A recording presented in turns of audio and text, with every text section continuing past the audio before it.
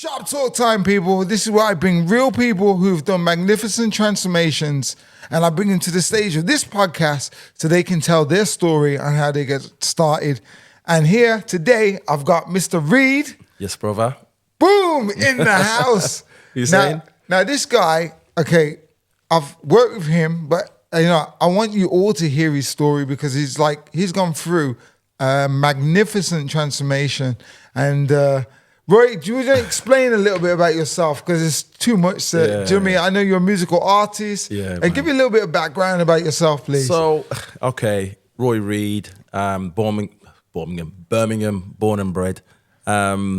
So training and things of that nature and well-being and all this kind of stuff for me was kind of, it's just what people say. It's just their way, their thing. I'm a bit bored. I'm not bothered by that. I'm okay. I feel good, whatever, right?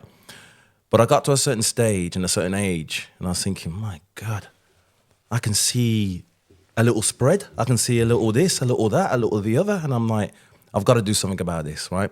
This was about 2020. And I thought, right, I'm going to do something about it, but didn't. So right now, we're talking about the problem right now, isn't it? The problem that you had, Yeah. All right. And then, like, you wanted somebody to, okay. So. Yeah. So, I knew Mike, we'd known each other a long time, man.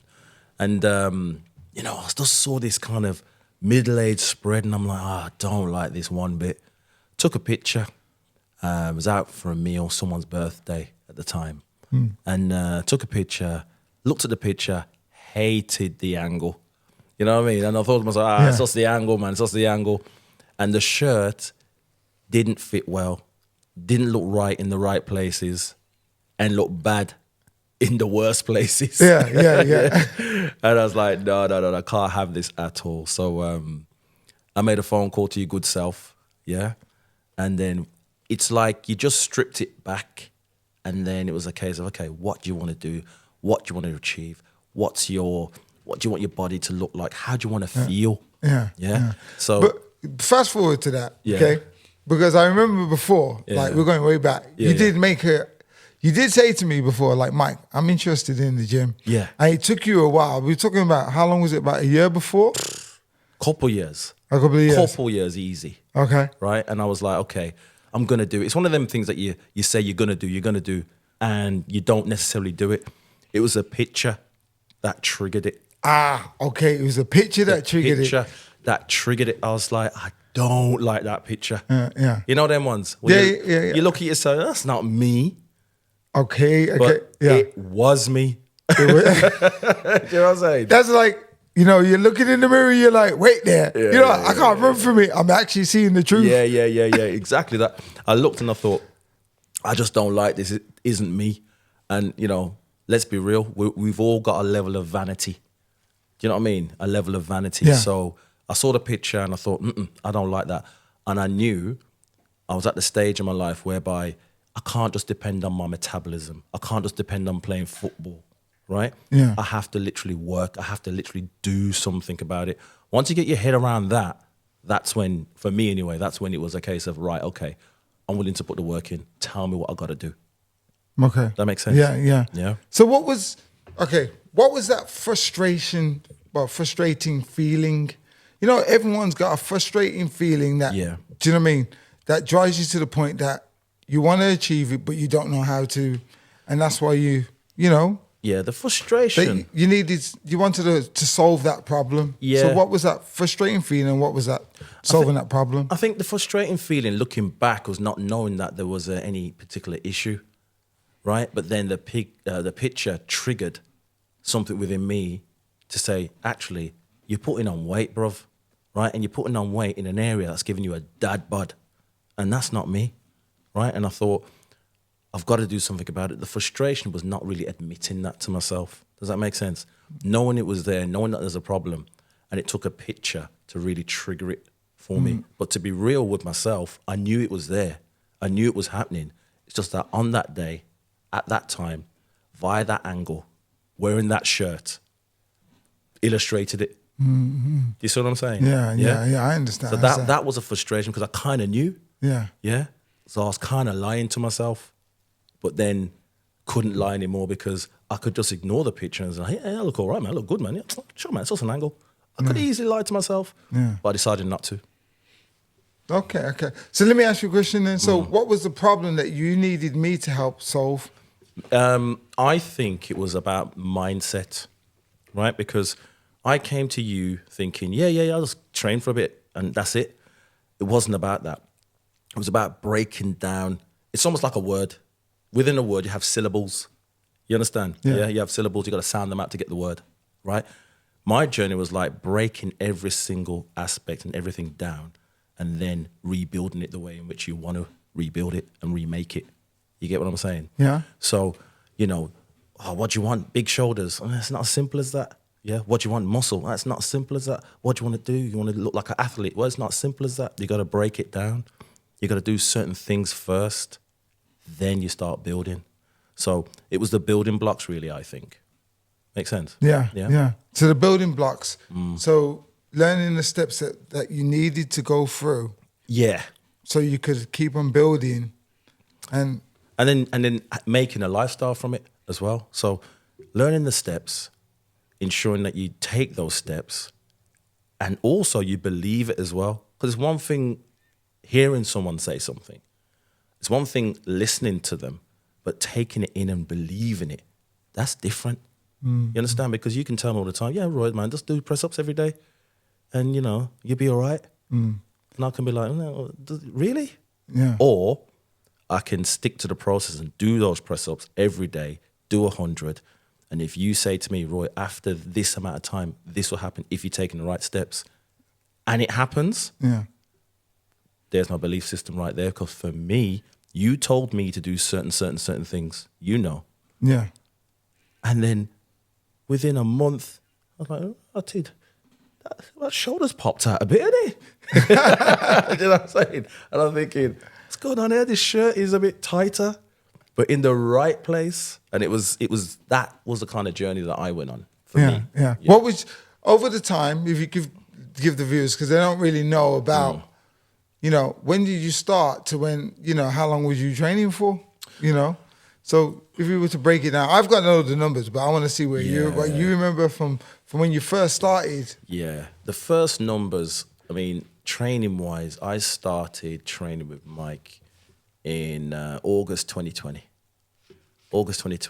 And I went on a 3.5-year journey with you at that time, yeah? And it wasn't anything crazy. And this is what people have to understand. It's not crazy. I was doing something twice a week with Mike and then doing my own thing maybe once and then maybe playing some sports. So I'd either play squash. That's another story. Yeah, we're going to go into squash, right? Yeah. Or I'd play football, right? Nothing mad. And I wouldn't even play football every week. It may be every other week. So minimum, there'd be 2 training sessions and maybe a physical activity as in a sport, right? And that's what I would do really as a minimum. And bearing in mind, if we could cut back to when he says about sport, Roy's background is that you used to play football before. Football. And he loves football. Loves football. Loves football. 11 aside, 7 aside, 5 aside. That was the thing that kept me really, really fit. And that's why I didn't really think I needed the gym. Because I was running up and down, everything was good. By the way, you see what you're saying there? Yeah. That camera members, he's the same as well, he said the same thing. Yeah. You know it. When you're a certain age, right? So you're in your 20s, even your 30s, you're running up and down, you're doing X amount of steps through football, the weight starts dropping off you. You can eat anything, you can probably drink and all the rest of it and still be good. But when you get to a certain point, you realize that, you know what, I can't really be doing that, because it's not working the same way that it was. And I went through years of that denial. Yeah. You may look the same, but inside your body's changing. Yes. And what would you say to the people, any of the men out there or females that say that, it's too late for them to start in later ages? Listen, man, it's like anything you do in life, right? If you have the mindset to do it, it doesn't matter what age you are. I started properly training with Mike at the age of 46. This is the truth, 46. Prior to that, I didn't love gyms. I thought gyms smelt. I wasn't in it. I didn't like it. I thought there's pretentious people there. It weren't me. It weren't me. It weren't my vibe. Started training with Mike, and I'm telling you now, it's literally part and parcel of my lifestyle. I don't go without the gym, 2-3 times a week. I'm not telling anyone to go crazy and become like fanatical about it, because it's like anything. If you go too hard at something, there's going to be like a drawback. Just take your time. If anything, ramp up, but don't go too crazy first time. Yeah. Do you know what I mean? Yeah. Listen, let me ask you a question. So, I know you came to me. What was the difference between coming to Body Shop and using our service compared to others? Like, I know that there's a lot of people that who you know. Yeah. I think it helps that we're familiar with each other and we've known each other a long time. I think that really helps, right? But it's all about kind of how can I put this? If you go to a hairdresser's or a barber's, right, and then you want this person to cut your hair, and you look at their hair and their hair looks terrible, they've got very little credibility, right, in terms of cutting your hair. They may be good at, barbering, but they don't look great. So how can they make you look great, right? Yeah. To me, I've known you 20 odd years, and you've always looked in shape. You've always had a positive way, a positive vibe. Lots of people have trained with you over the years. Lots of people have spoken highly of you. Lots of people I know really well have spoken highly of you. And also people that I don't know so well, more importantly, right? So that was one of my key drivers and reasons. Okay, and thank you, man. In other words, you're saying, Mikey, you're still looking sharp, man. So bless. Well, it's never, you don't go out of shape. It's proper. And people, if we're real, if you're going to be trained by someone, male or female, you would look at that and want to mirror yourself on that. Yeah. Do you know what I mean? Yeah. You would want to mirror yourself on that if you're going to be absolutely real. Yeah. So credibility. No, thank you. And credibility itself is a Body Shop feeling. And anybody I work with or anybody comes to the academy, it's all about just creating that Body Shop feeling. So in actually saying that, so take us through the moment when you realize that this thing actually works. Yeah. I was about a month in. About a month in. We initially took some pictures. And then after a month, and I literally gave you the keys. And when I say gave you the keys, what do you want me to do, Mike? You want me to do that? Okay, cool. What do you want me to eat? Okay, do this. Okay. What times should I be eating? Okay, do that. What should I be reading? Okay, I'll do that. What should I be watching? Okay, I'll do that. Calories, what should I be kind of noting down? Okay, I'll do that. And I did everything, as you remember, to the absolute letter. Yeah. Only reason I did it to the letter is because I was ready to do something. If someone comes to you and they're ready to do it half in, half out, then you know what? You're going to get half in, half out results at the end of the day, right? But I realized after the first month, having done all those steps, something's happening here. Something's happening here. Something's different. I felt different. I felt more alert. I felt more alive. I felt strong. I felt on it. I didn't get fatigued. But the thing about not getting fatigued, I didn't get fatigued at strange times in the day, as opposed to what I was doing before. 3 o'clock, I'd have a little low or whatever. I felt alert. You understand? And I felt tired at the right times. So, yeah. Yeah. And also give us one of the moments when I call it when there's probably something that you never thought that was possible. Yeah. Many. I'll give you an example. So when I first got there now, we were trying to do some pull-ups. Just simple pull-ups. I looked at it. I was like, I'm sure I play football for time and I can do that, man. No problem.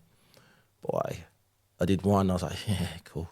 Did two. Like, geez, and I got to 3 or something like that. I got to 3 and I just couldn't really do any more. Yeah. And within a month, as you know, 10s, 12s, and not with ease, but I was doing it. Do you know what I mean? Because it was about the technique. It was about failing, doing 4, having done 3, and getting a small victory We used to talk about small victories, right? And if you've done like 3 one day, the next day you've done 4, and then, next week you do 5, after a month you're doing 7 and 8, you got to look at that as small victories. You've had many small victories. And as you know, you can take that metaphorically into anything that you're doing. Yeah. Do you know what I mean? Yeah. Which is so true. And bearing in mind, considering that you're struggling to do pull-ups, you actually took it to doing even weighted pull-ups. Yeah, exactly. That's the next stage. Did you never think that you would be able to do weighted pull-ups? Nah, man. I didn't even know what a weighted pull-up was at that time. So when I was doing that, I was like, yeah, I'm here. And the thing is, another thing that is really key as well, right, is enjoyment of what you're doing and of the gym. So like I say, a lot of this you can take into your normal everyday life. So when we was in the gym, when we was doing those pull-ups, push-ups, flies, whatever we were doing, it was actually enjoyable. Yeah, it was enjoyable. And it's because the environment that was set was an enjoyable environment, which made those small victories even better. So the environment as well, and what you create and the energy is key. You get it? Yeah. So energy, environment is key. Yeah. Everything is energy, man. You know what I mean? Everything is energy. Even being here today, there's energy in the room, which is a good energy. So you can express and tell everyone what they need to hear. Yeah. Yeah, man. What about your mindset? I do believe that you've got a very powerful mindset. I'm going to save it to the end to tell you a little bit more about this guy, okay? Because he's been really modest right now. Do you know what I mean? Where really he could be like, I'm letting him have it. No, man, no. They'd never do that, man. The mindset, right, is everything. Because let's say that you're not so good at something, but your mindset is good, right? You've got a really strong mindset. At the end of the day, the person with a strong mindset eventually will achieve it. You can have people out there that have natural ability, but have a weak or poor mindset, right? And someone with average ability that has a really strong mindset improves because they've got the belief. So your mindset is everything. Everything. Yeah, no doubt. And like I said, I think we're in an era right now that everyone needs to protect their mindset. Yeah, man. Because there's people who are getting broken out there. Yeah, man. And you've got to really, like I say, fill your tank up before you can serve anybody else. Trust me. Because it's hard to serve somebody else on an empty tank. You can't. You can't. And the thing is, it's the difference between, let's say you have a family, right? And everyone depends on you within that family. But let's say you're not filling up your tank. You're not looking after yourself. So how on earth can you be looking after everyone else? You have to put yourself in a position to be, right, I need to deal with me. I need to make sure I'm okay. I need to make sure I feel good. I need to make sure I'm all right so I can radiate that down to everyone else. Without that, it's going to flop. Yeah. You know what I'm saying? So you have to put yourself in that position. Yeah. Yeah.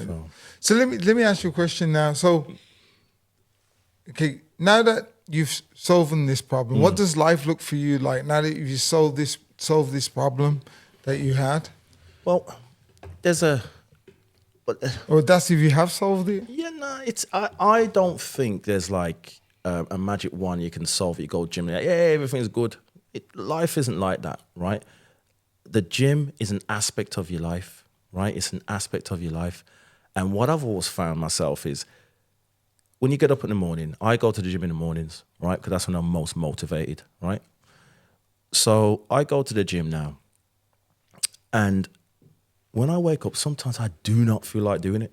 I don't feel like going. And let's be real. Sometimes you wake up, you're like, oh, my days. The weather out there does not look good. It's raining, it's snowing, it's sleet. I got to clean the car. I got to get dressed, I got to, and you don't want to do it. And you're almost like, the voice talks you out of it. The devil and the angel, right? Talks you out of it. You're like, just chill for an hour, man. I'll go tomorrow. You know what it's like. You go down that rabbit hole and tomorrow never comes. That's basically what happens with a lot of people, right? But what I've found is when I go to the gym and if I've had any prior issues or I had a bad day or something, and then I go to the gym, always feel better. I swear, I always feel better.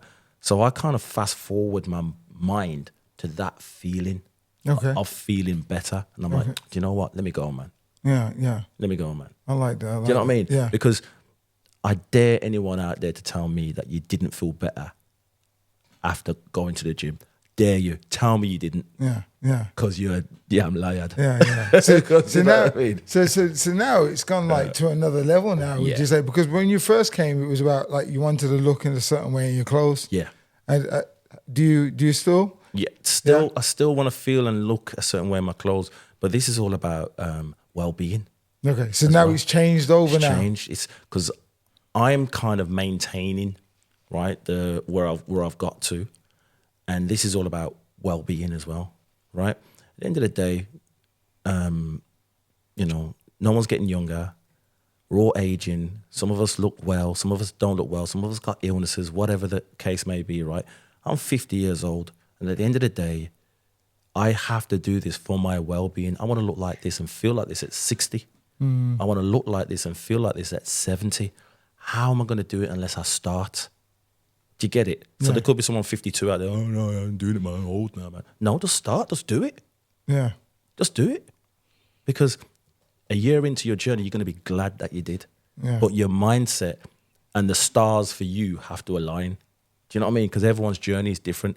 No matter who you are, your journey is different to where you're going. Do you know what I mean? So I can only tell people what my journey was, but their journey may be different. They may do it 3 or 4 times and fail. Yeah. But that 4th or 5th time, that's the one. It's like passing your driving test, and they keep on trying until they pass. Yeah. So true. I'm also going to state about, on the journey regarding your hip. Yeah. Oh gosh. Okay, because I know that viewers don't really know that we had to overcome that in a certain sense. So, how do you feel about that now? Because like you're going to the gym now, and you're still doing activities. Yeah. Especially e.g. squash. Yeah, we'll talk about that later. Let's talk about it now. In fact, do you believe? Okay, you know what?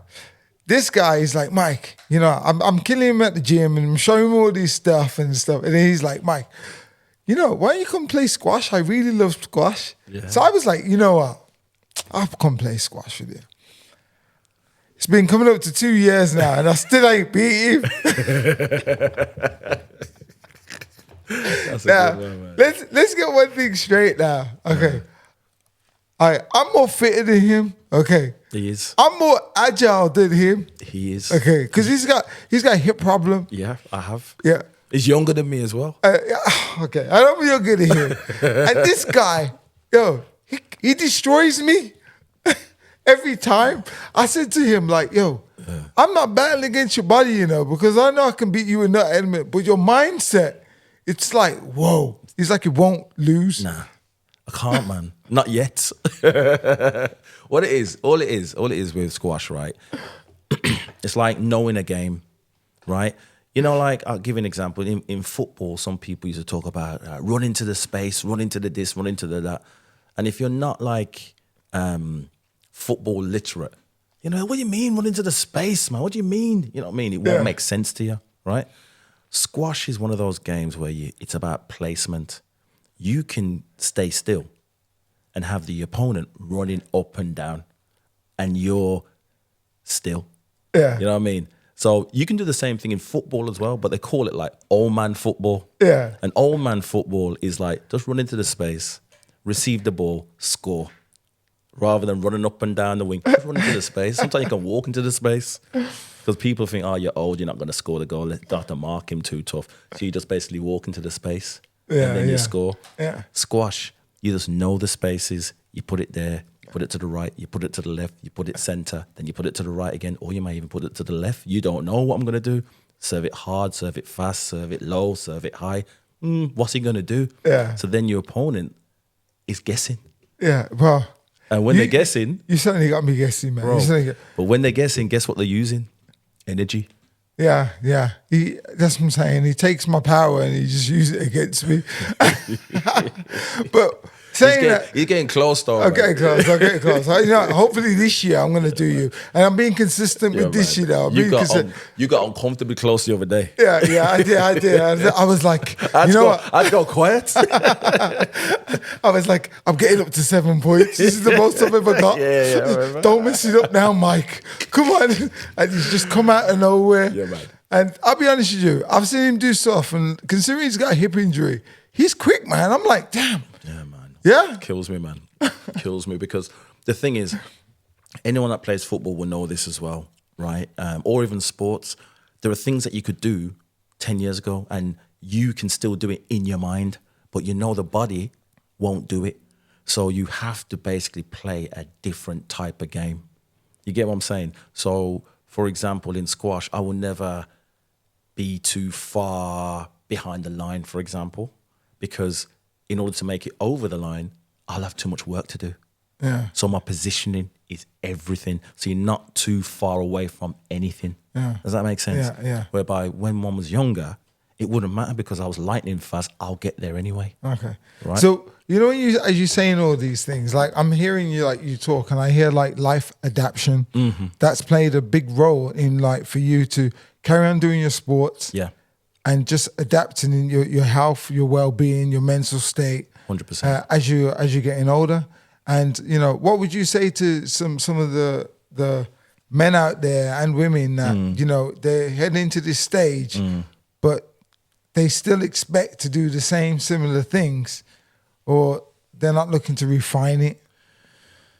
Oh boy, you got to look at it like this, man. Are you the same person that you were like 10 years ago? And maybe the right answer is no, because you've evolved, or, you've regressed, whatever, right?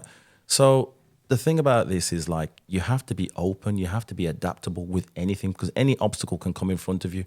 Anything can happen, right? And then you have to adapt to the situation. So for me, in terms of my hips, I went to the doctors, and the doctor looked at me, looked at my x-ray, looked at me, and he said, you shouldn't be walking the way you walk, But I understand that you are a sportsman because of the injury that I can see here.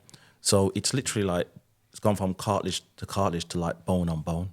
And it's severe on both sides, right?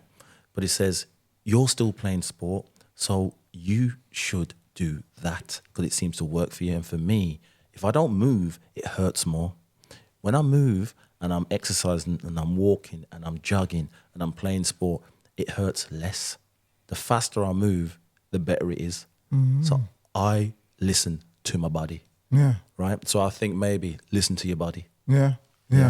And make adaptations where you can. Make adaptations where you can. I don't sprint anymore because I simply can't. Right?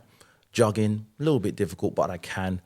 So I can do it in short spurts, right? Which some football and squash definitely lends itself to.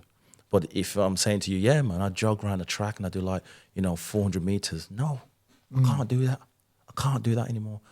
If it's a case of, Roy, yeah, man, let's do a 100 meters run. No, I can't do that anymore. But I've accepted that I can't do that anymore. I can't do that, but I can do this. Yeah, so you've made changes. And I know that when we were speaking at the beginning, that was one of the reasons you were like, yo, I'm calming down on football, but I want to switch over to something else. 100%. Let me tell you something. Quick story, yeah? I remember when I was about 41, 42, I had this, what I called a renaissance in football. I was playing 11-a-side football.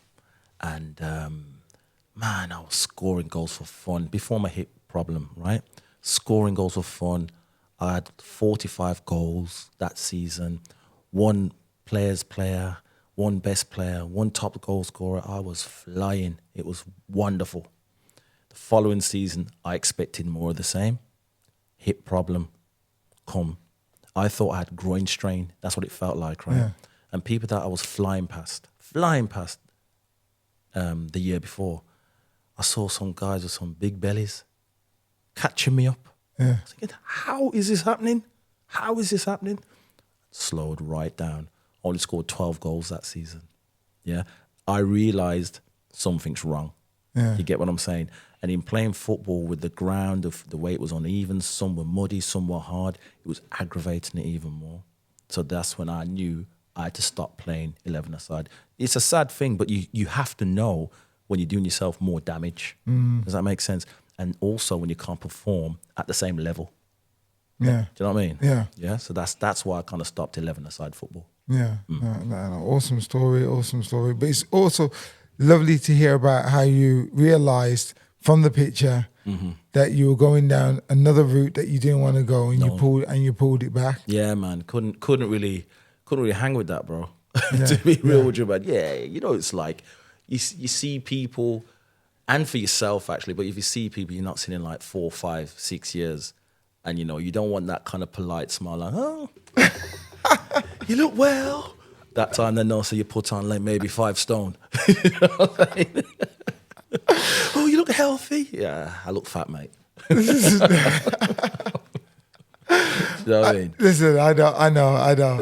Yeah. I get to see it from the other side because I'm that guy who's always always working out. So when I do see people like who I've worked with or who I grew up with, and I'm looking at them and I'm like, and they're like, Mike, you look good, and I'm like, they're quick to tell me about, oh, I've let myself go, and I'm like, yeah, I'm glad you said it, mate. Yeah, you said it, mate, not me. Yeah, Saif. But listen, you know, like I said, for Body Shop, I'm trying to create a movement of like-minded individuals that have transformed their body and they remain to keep sharp in their mind, their soul and their well-being. And, you know, and I have to say, from the journey where you started from, not knowing a clue about lifting weights, resistance equipment, to go off that you're in training by yourself now. Yeah, man. Do you know what I mean? And, you know, I'm getting regular pictures of you in the morning. Yeah, Mike, man. I'm in the gym, Mike. And I'm seeing what workouts you're doing. Yeah. And do you know what I mean? And I always say that I'm not here to have you like around me for a long period of time. You're with me to the point that you become confident, that you can go off and, you know, teach the knowledge and help somebody else and the rest of it. And, you know, it's come to a point where I'm like, you know what? Like Roy, I could leave Roy and I could see him 2 years down the line and I know that he'll still be in it. Still on it. Because you've made that transformation and it's part of your lifestyle. And that's one thing that you said at the beginning. You said, Mike, I don't want it to be short term. I want it to be my lifestyle. It's got to be a lifestyle, bro. Even to the point where I've been on holiday. Sometimes I work away and one of the first things I'm like, you got a gym there? Oh, okay, cool. And I'll use the gym. I would never do that back in the day. About gym. I'm on holiday. Do you know what I mean? I would never do that. I wouldn't do it. But because it's kind of ingrained, it becomes ingrained in your DNA. And then with me anyway, I don't know, I feel guilty. If I don't do it, I feel guilty. Do you know what I mean? Yeah. I'll feel like, oh, I should have done that, man. And it doesn't matter if I'm on holiday, if I'm away with work or something like that, doesn't matter. 2 to 3 times a week, I need to be in the gym. Yeah. That's it. Yeah. No matter the weather, just on it. That's it. It's like, what did I say, man? 21 days to form a habit, right? Generally speaking, 21 days to form a habit. So if you keep on doing the same things for 21 days, you generally form the habit. Yeah. That's it. Yeah. And it's been longer than 21 days with you in it. All about time. Yeah, man. Roy, it's been a pleasure to have you on the show. Before you leave off, yes, sir. Is there anything that you could tell your past self, okay? What would you go back and tell your past self that would help the future you? Be more open-minded. Be more open-minded. Listen more. Talk less. Awesome. That's it. Yeah. Thank you. Roy, it's been a pleasure having you on the show today. And just hearing the other side of your transformation journey, I really got you started. Listen, from Roy and me, we're out. Sharp talk time, people. Bye, all.